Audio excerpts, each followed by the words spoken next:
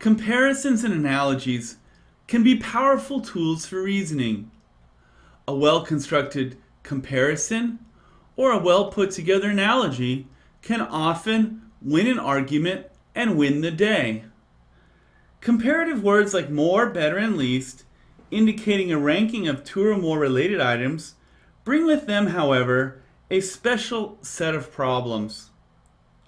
When you find such words in a draft that you are writing, please look to see if you have created one of the following kinds of trouble. The first that we'll address is the missing term. When we're making a comparison, we have two terms, x and y. At least two terms should be explicitly present if the comparison is to be made. This point seems obvious to all of us, but it is blurred by the influence of advertising and marketing that we read or are subjected to on a daily basis. How often do we hear medical claims that say, get 23% less emphysema?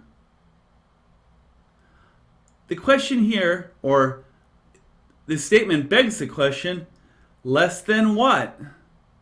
What is being compared to?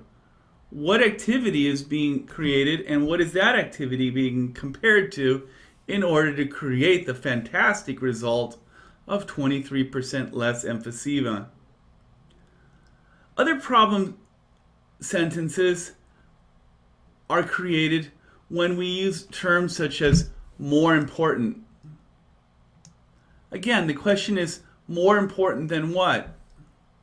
We read the whole sentence, we're waiting for the second shoe to drop, but we never ever hear what is this activity more important than, or what is this subject more important than. Let me give an example. Biff learned that it was more important for a pro athlete to be able to shave in front of a TV crew without snickering. More important than what? Information has been promised in the first half of the sentence that we are going to hear about something that's more important, but then the information is withheld and never supplied in the second half of the sentence.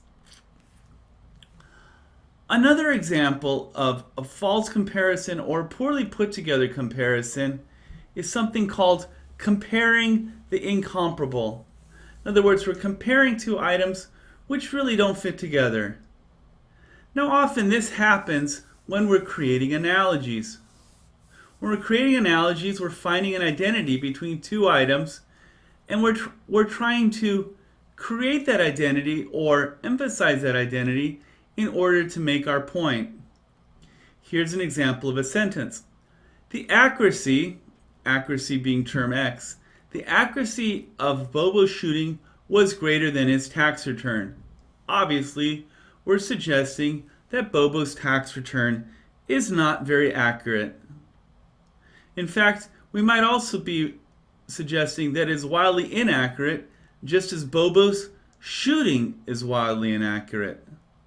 All kinds of thoughts come to mind when we're making this analogy. However, this analogy suggests that the term accuracy and the term tax return are being compared. Would really be better if we revise this sentence and not put the emphasis so much on accuracy and tax return, but rewrite it to say the accuracy of Bobo's shooting was greater than that of his tax return. When creating this kind of analogy, it's often helpful to add that specific word, that of. It really emphasizes the analogy and makes the comparison more sound. Another example might be in the phrase, the chemical structure of smog is entirely different than cigarette smoke. Here it seems that we're comparing smog and cigarette smoke, but really the item of identity is the chemical structure. So we'd want to add the term than that of. Than that of cigarette smoke. This puts the emphasis on the term of identity, which is the chemical